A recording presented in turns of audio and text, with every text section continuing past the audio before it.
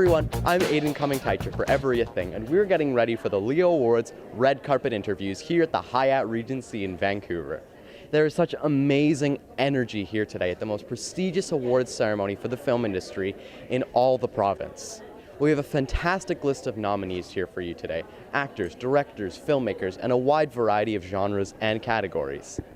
It's going to be an exciting show, and we can't wait to introduce these accomplished personalities.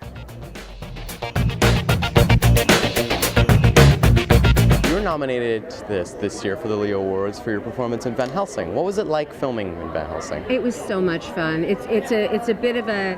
This episode goes off to Hong Kong in the 1880s. It was very exciting. We were filming in Chinatown at the Sun Yat-sen Gardens. It was period. I play a British aristocrat who helps find the vampires. It was great. It was really fun. So what was it like filming in a period drama then? Well, I used to do a lot of theatre at Stratford and Shaw years ago, and Toronto and London, and so being back in a corset was interesting. I would imagine that'd have to be tough to wear it for filming. Yeah, I have to say those ladies went through a lot, but it really, your posture's great. You stay very tall, and it's a good thing to do every once in a while. So you were also saying that you made a short film a couple years back, yes. And it went around the festival circuit. So could you tell me a little bit about that? Well, it was. I did a Crazy Eights film a few years ago called A Mother's Love that took on a life of its own. As an actress, you're always selling yourself, and this thing went off on its own and came back and had gone to Madrid and London and LA really and New York, and it was great. And then we went, took my second film, By the Fountain, to the Cannes Film Market in 2016, and it was fascinating and fabulous. For coming to our interview. It's great meeting you. Thank you. You too. Have a good evening.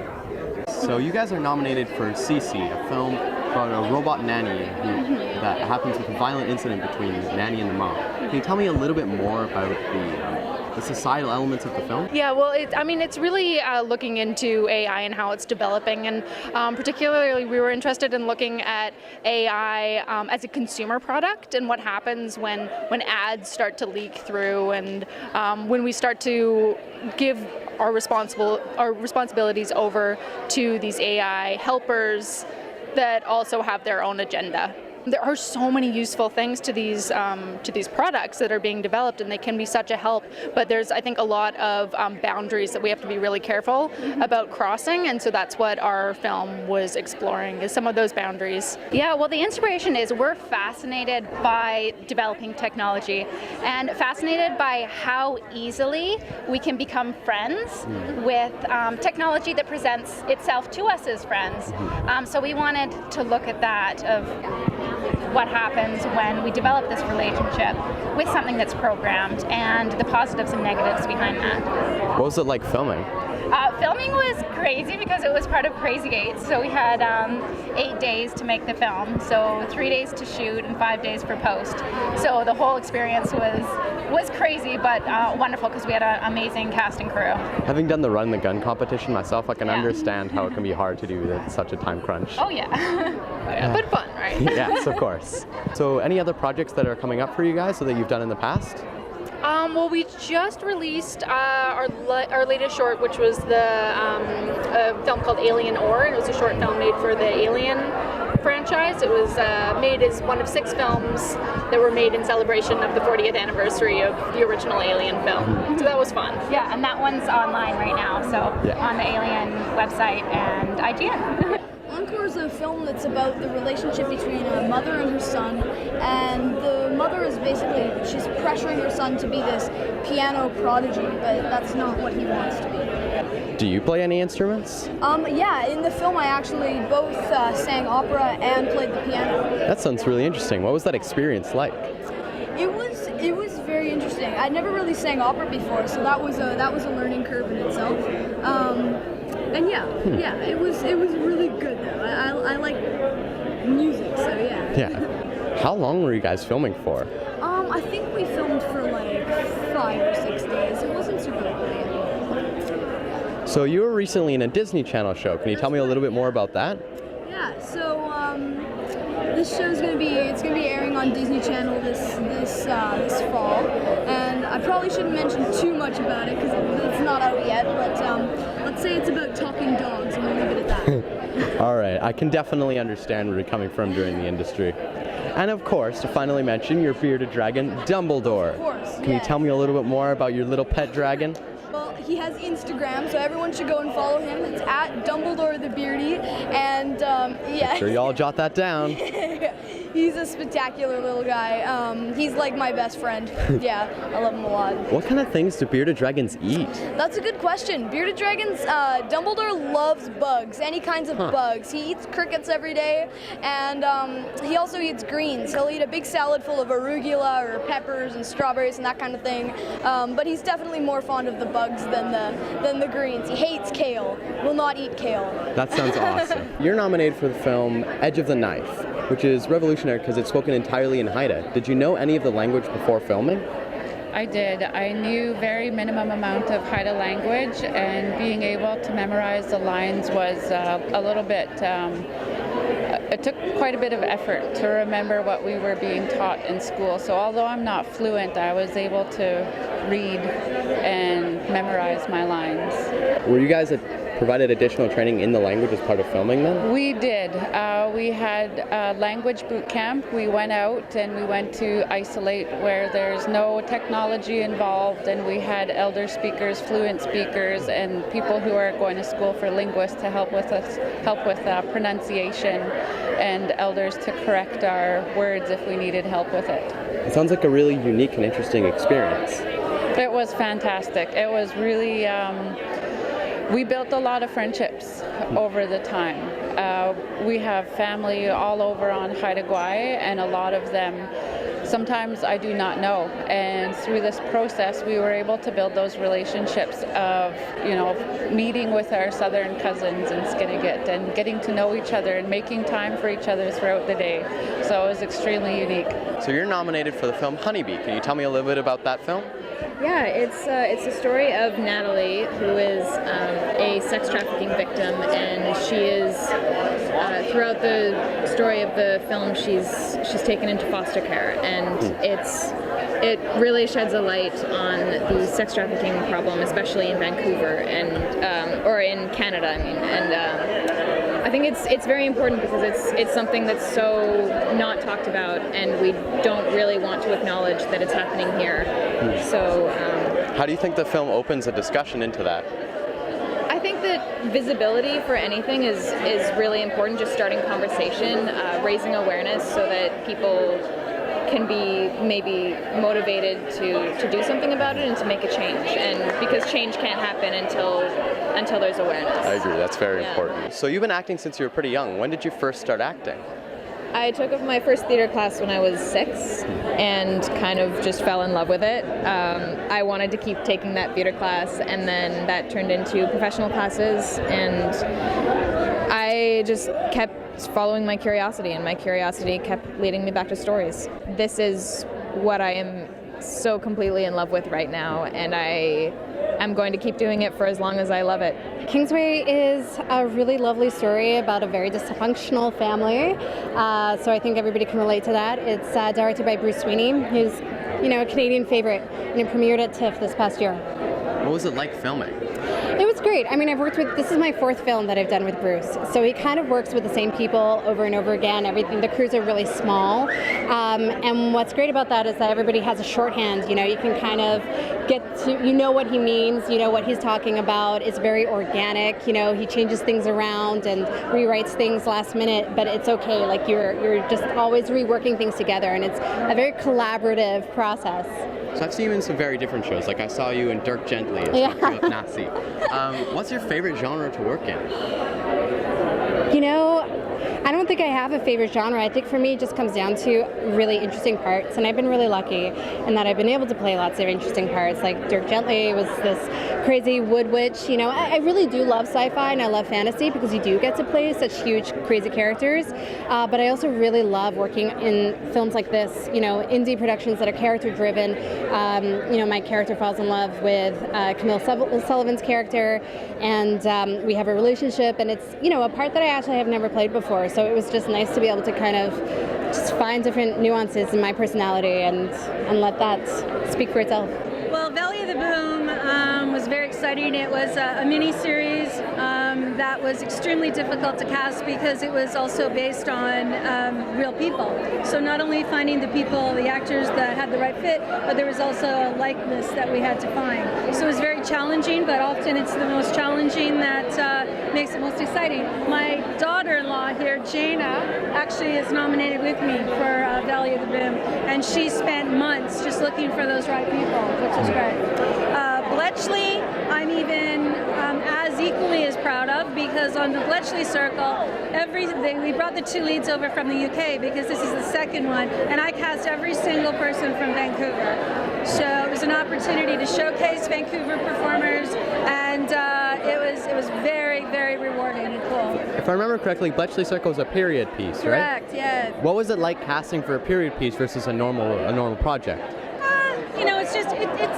It's similar. I mean, obviously, when actors come out to audition, you say, don't wear makeup or don't, trying to, suggest the time and the period, and not looking for people who look too modern or too current or too urban. In Unspeakable, it's actually a mini-series.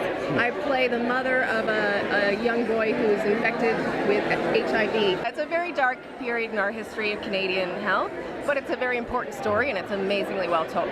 Very moving. And then Kingsway is a comedy about suicide, and I play a very, very, very bossy, overbearing sibling. Kingsway was a lot of fun because we laughed a lot. It was a very small crew, but a dedicated crew and a dedicated cast, and we sort of flew by the seat of our pants every day, and it was just like a blast. With Unspeakable, there's the weight of such an important story, so I wanted to make sure that I was really doing justice to all the people who were victims and whose lives were forever changed or taken by this tragedy. So I just wanted to make sure I was very, very truthful, and it was a dark subject matter, so I mean, it was obviously a very emotional experience. Before you go, Yes? you had mentioned that you were doing a short film. Can you tell me a little bit about that? Sure, so I did a short film called Romy with Robert Cuffley's the director, and it's all shot on iPhone. 3-man crew, we shot it in one day, and it's fantastic. That must have been a really unique experience. Really, really unique, and I think it's a great example to people to go like, you don't need a lot of money to make a short film. You don't need a lot of stuff, just go out there and make your movie. Rabbit is a all-Canadian crew and cast film made with little or no money that people seem to enjoy for some reason, that we shot on weekends and holidays. And it was terrible, but doing it was terrible, but it's turned out to be okay. Yeah, I'm a huge fan of Ken's, and so I was really excited to be able to work with him. We've been friends for many years, and basically anything Ken decides to do, I'm just like begging to be a part of, so I'm happy. And then Veronica's also in the film. Yeah. Yeah? We need to rewrite that. Right. So what was it like filming the film? What was the standout experience that you guys had? The standout experience for me was the incredible dedication. It sounds like a cliche of 5 or 6 or 7 film technicians sitting in the woods, and everybody's just so into it, and somehow we nailed it. I don't know. It seemed like a miracle to me.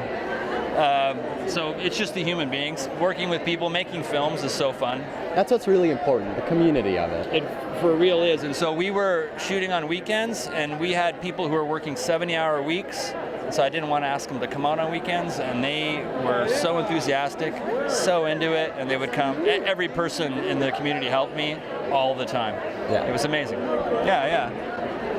But I think that speaks to Ken and how people feel about him. It's really special. They feel sad for me. So No, they love him and they want to work with him. Anyway. So Rabbit's a very dramatic film, and I've seen you in more comedic things such as Corner Gas, and now the new seasons of Corner Gas, the animated show, are coming out. What is it like working in a drama versus working in a comedy?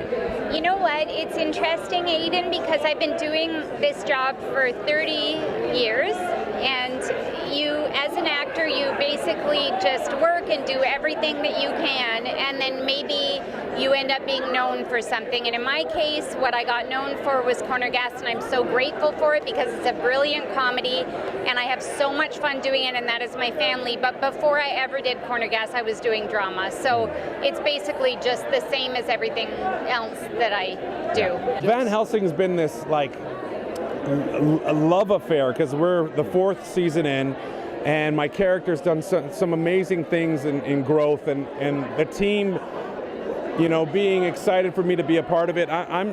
It's one of those things where it's really rare where you get 4 seasons, and so the character development that they allowed me to have and the family that we have with this show, it's second to none. I've never been involved with anything like this. So with Van Helsing, it's just this passion project from the get-go, and with Narco Leap, it was a great script, and then knowing that the people that were involved, Chelsea, Kate, who directed it, Madison, and I begged, I practically would have begged to be on that, and so I'm so thankful for that. They were both really entertaining to watch. Awesome, great. I'm sure many of our viewers enjoyed both too.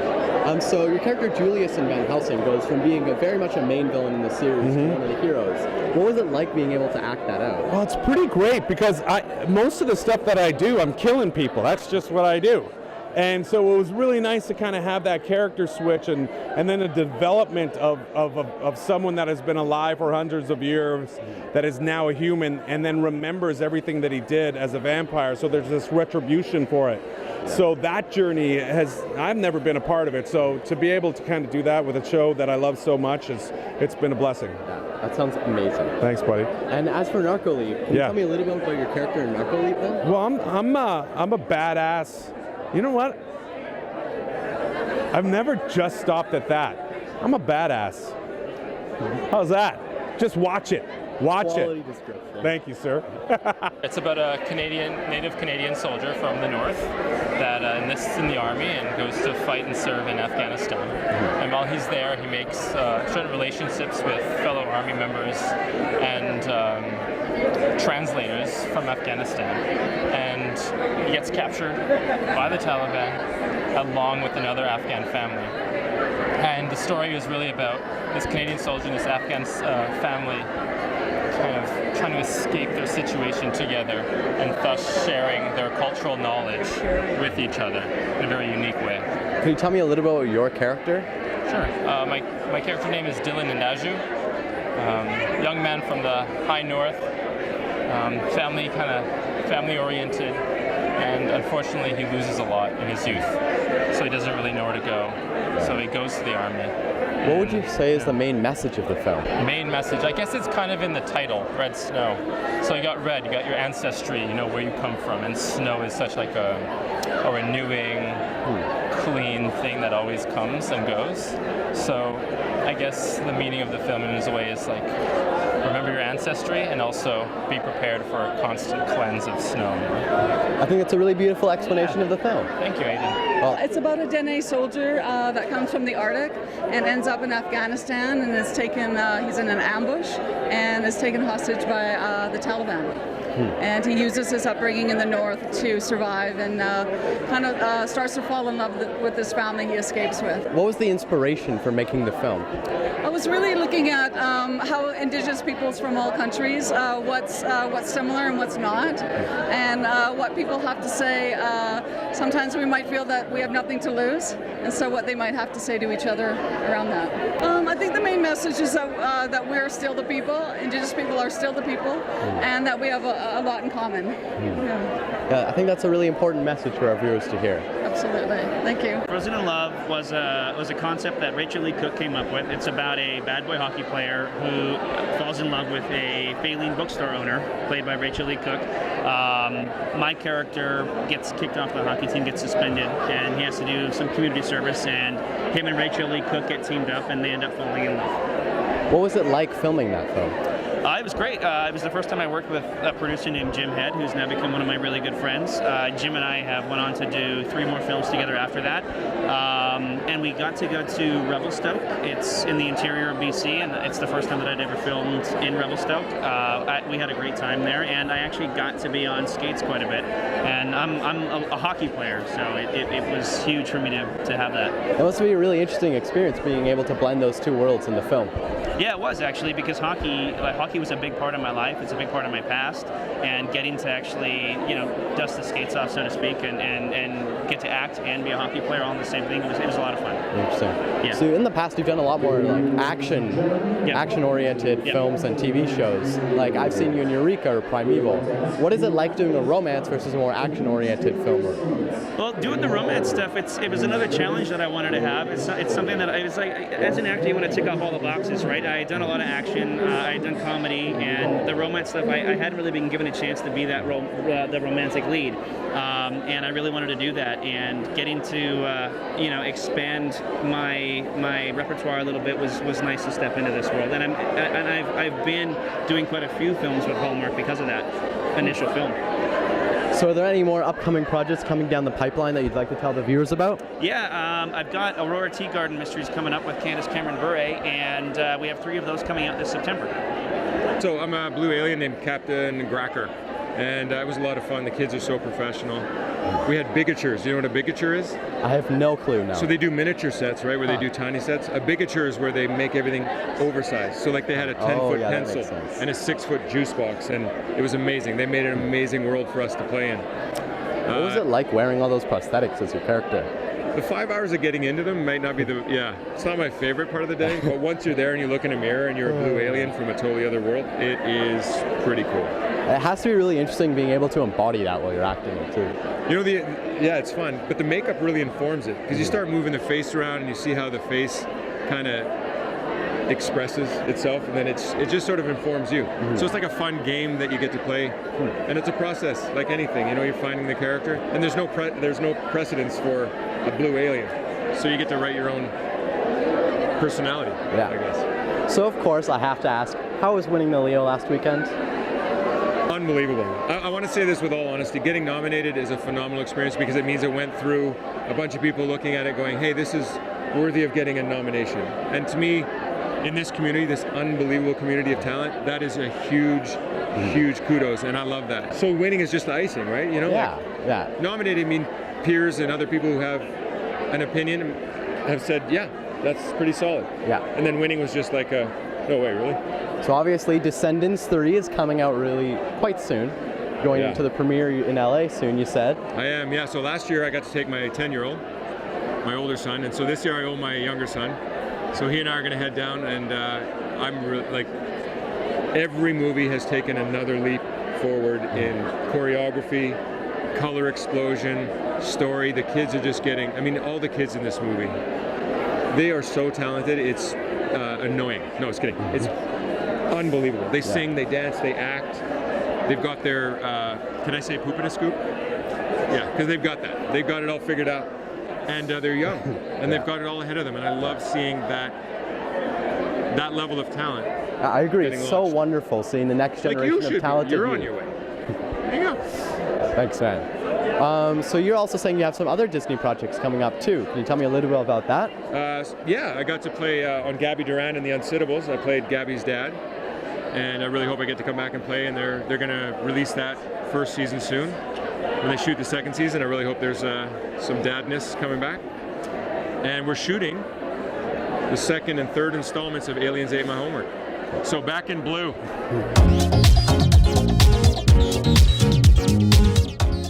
And that wraps up our Leo Awards red carpet interviews. I hope you all enjoyed it as much as I did. There is so much talent in this room, and competition is tight, but everyone is amazing and absolutely deserves recognition. I hope you all come again next year. We wish them all the very best, and thank you for watching.